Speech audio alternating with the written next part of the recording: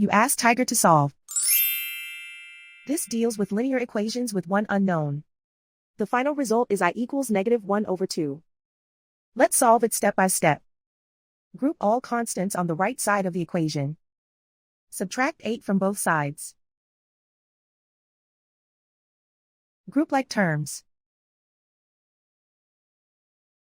Simplify the arithmetic.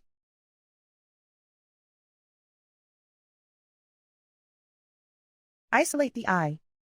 Divide both sides by 16. Simplify the fraction. Find the greatest common factor of the numerator and denominator.